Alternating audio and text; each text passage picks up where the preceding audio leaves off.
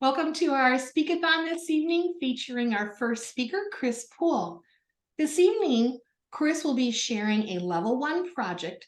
This is speech number 2 of the evaluation and feedback speech with an adjusted target time of 12 to 15 minutes because there's so much information she wants to share. We've all gone on vacation at one time or another, but do you make your plans based on the food choices you'll probably encounter along the way? Tonight, Kris is presenting the second speech of the Evaluation and Feedback Project in Level 1, Presentation Mastery. She gave a similar speech last week, and her evaluation gave her some feedback that she was incorporated into this presentation. So grab a fork and a napkin as we welcome to the virtual stage Kris Poole, a variety of vacation Vittles. A variety of vacation Vittles. Kris Poole. The virtual lectern is yours. Thank you so much, Kathy. Last month, I was able to go to my happy place, Gatlinburg, Tennessee. My husband and I usually go down there about once a year. And when we go, we always do a little bit of research. We are on Facebook pages trying to see what new restaurants should we go to? What new gems are there? That's how we plan out our schedule. We have found through the years, as we get a little bit older, unfortunately, we don't eat as much. We need more meals in a day so we can try everything that we absolutely want, but it's not happening. I do want to warn you, if you are just a little bit hungry right now, you'll probably be a whole lot hungry by the end of this session. Get that napkin because you will be wiping off the drool. When Troy and I go on vacation, we do have a couple of rules. Number one rule, we do not eat at chain restaurants. But there's a caveat. No chain restaurants that are within an hour driving distance of our house. On our way down, tradition, we stop at a Bob Evans. We do not have that chain restaurant here in Wisconsin at all. When we get down to Gatlinburg, they have some chain restaurants. The Alamo, Big Daddy's Voodoo Pizza, they're all owned by the same overall organization and they have multiple locations.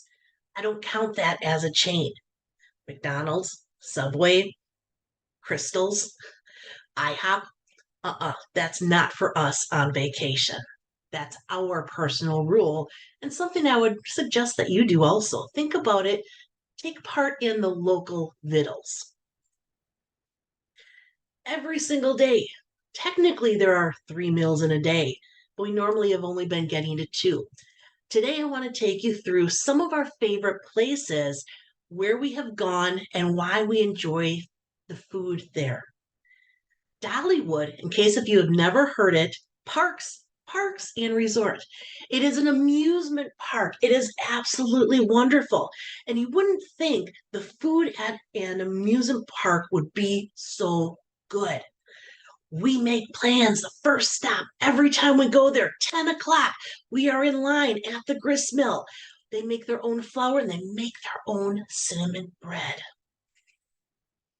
Oh, I can smell it right now.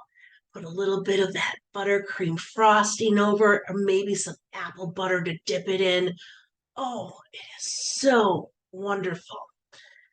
Oh, it fills you up, but you're still ready to go to all the other food stands. Troy, the first bite, he loves it. Of course, he did get in trouble because I sent this picture to his mother and we didn't bring her any cinnamon bread home. In addition to Dollywood for their cinnamon bread at breakfast, we have several restaurants that we absolutely love to have breakfast. Log Cabin Pancake House. This is off of one of the side streets in Gatlinburg. It's right on the way for us to go to the Motor Forks Roaring Trail. I'm ready to take my bite of that pancake. The interior of this restaurant has all the different college flags on it, and we are always searching for the UW flag, the Badgers. We have to sit by the Badgers. I have my favorite breakfast, French toast, sprinkled with some powdered sugar, sauteed apples in a sweet sauce, some butter, and then I always get their breakfast sausage. Something about that flavor combination. Absolutely love it. If it wasn't so rude, I think I would lick my plate afterwards, but I do not. I think my mama would come back from the grave and slap me upside my head if I did that. Anyway, Troy's favorite breakfast at the log cabin is also French toast. It's called French Toast Royale. It's a sweet, syrupy sauce that's drizzled and drenched over that French toast. But to make it healthy, they put bananas over the top. And he always gets a side of bacon. This last trip, we actually decided to try a new restaurant for breakfast.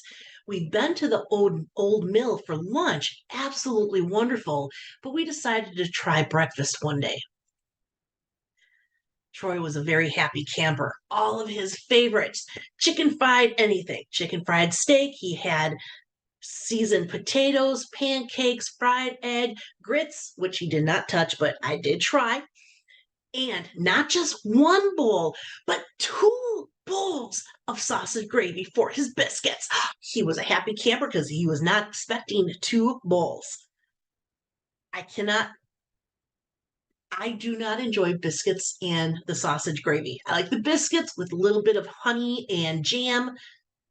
Sausage gravy, that is not for me. All for him. For me, I lean towards a loaded omelet. Oh, was this wonderful? And I got biscuits on mine as well. Paula Dean, this is one of my husband's many side girlfriends. At least in his mind, he thinks that she's his girlfriend. Paula Dean has a restaurant in Pigeon Forge, and most trips we make it to her restaurant for either breakfast, lunch, or dinner. All their meals are served family style. You get to choose a variety of different options. Troy has to get his biscuits and sausage gravy. That is his staple. And I will willingly give him one of those options. But we get French toast casserole, fresh fruit, eggs, bacon, so many different options. So good and so filling. I think the last time we went there, Troy decided to go on a ride after this breakfast. I just sent him along. I went and I sat outside in the rocking chairs and I just had my semi food coma, rocking back and forth and watching the fountains play every 20 minutes to music. Once you have breakfast at Paula Dean's, when you walk back downstairs, you actually go through her store and you're tempted to buy different items. One time, Troy actually found a sign, and he held it up and he said, "Kris, honey, I love you." And he holds up the sign, "I love you more than biscuits and gravy." Oh, it's true love. Another place that we enjoy going for breakfast is the Apple Barn and Cider Mill.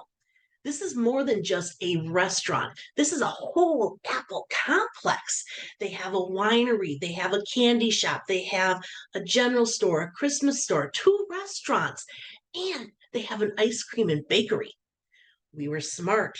This trip, we made it down there in time on Sunday before they closed to get to their bakery, and we got different types of bread, just 2 small loaves and some mini muffins that we could have early on Monday morning before we went to Dollywood, because you have to have something in the stomach. It's been tradition that we go here for breakfast on our last day before we drive home. It's not a little breakfast, it's a very big breakfast.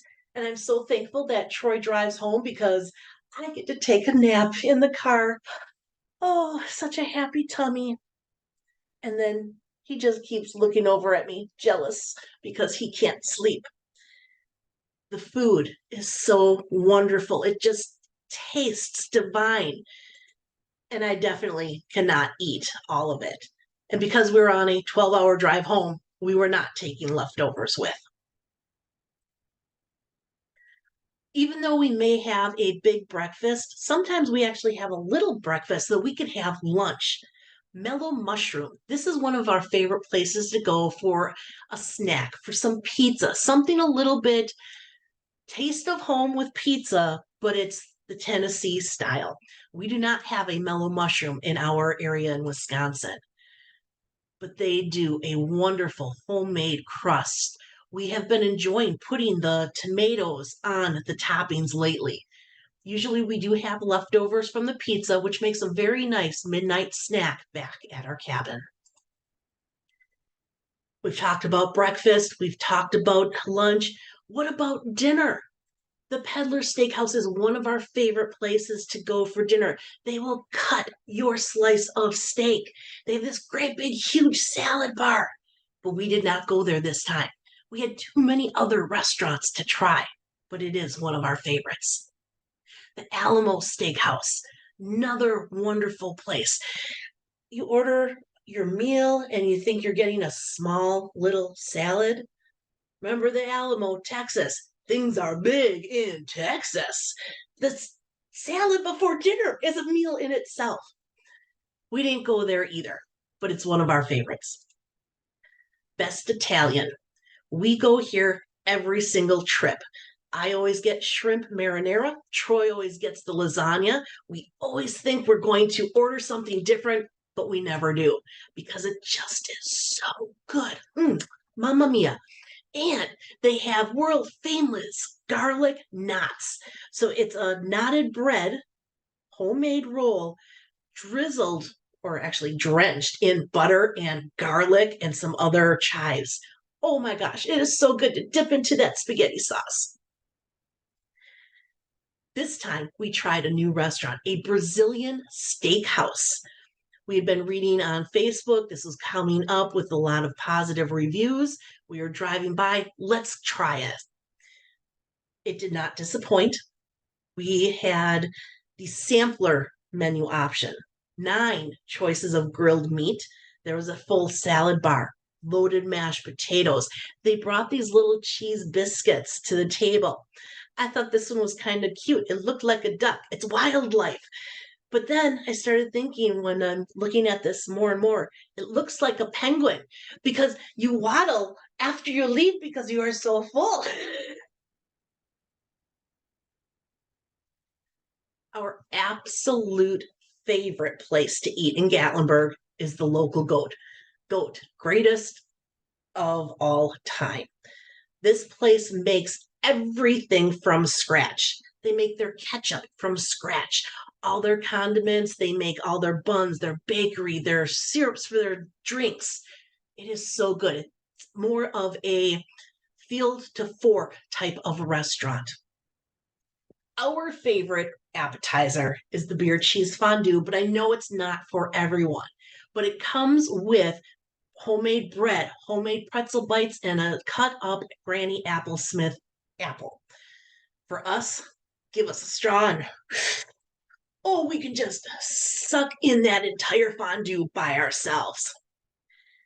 If you have that appetizer, you get a little surprised when they bring out your main meal. Oh my gosh, yes. Their portions are huge, huge. Hand cut French fries. They grind their own hamburger there from ribeye and tenderloin. Homemade buns. The things that they outsource are their gluten-free buns and their vegan burgers. What's the point? But they didn't want that cross-contamination. So good. But by this time, if you had an appetizer and you had the dinner, you do not have any room for dessert. So we have made an extra trip just for dessert when we go there. Because how can you resist strawberry cheesecake with real fresh whipped cream or a molten lava chocolate cake? You take one bite out of that chocolate cake and the insides just ooze all over. Take it with a bite of fresh homemade vanilla bean ice cream and fresh whipped cream. Oh, you're going to die and go to heaven. This trip also, we tried another restaurant, Five Oaks Farm Kitchen. Starts out with some minestrone soup. I had to order 3 different times because they had run out of the items that I had wanted. They make a certain amount, and when it's gone, it's gone. Completely understand. It happens. We were both very full, and the waitress came by and said, "Can I interest you in dessert?" We both said, "No, we're full." "But what do you have?" Just in case. "Oh, we have banana pudding, we have chocolate cake." I said, "We'll take one of each and we will split it and take some home." Yeah, that was a mistake. This wasn't just a slice of chocolate cake. This was 3 inches thick, 2 layers, chocolate frosting, very light on the tongue. It was not super sweet. And the banana pudding, normally when you get banana pudding, it's in this little tiny cup. Oh no, it's one of those big, huge containers. Nilla wafers on the bottom, banana pudding with fresh banana slices, a little bit of chocolate pudding, whipped cream, and more Nilla wafers.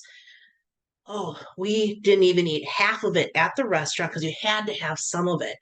But we were able to take it home, back to the cabin, and then home with us on the drive home, and had it for our snack once we reached Wisconsin. I encourage you, when you go on vacation, try the vacation Vittles. Get out of your groove, stretch your comfort zone and your stomach, wear your stretchy pants. Try the local cuisine because you never know, you may find a new favorite. Be sure to tip your wait staff because they're there to help you. And if you're not nice to them, they may not be nice to you. I know I've shared a lot of information with you today. If you are interested in checking out any of the restaurants I talked about, I have all of the links here available for you. I can email this list to you if you want to investigate a little on your own. If you need somebody to help give you directions, I'll jump in the car with you as you drive down. Thank you so much for listening to my variety of vacation vittles. I probably haven't even touched more than a quarter of the places that we have been to, but I'm out of time today. Maybe it's another speech. Thank you for sharing in my vacation vittles.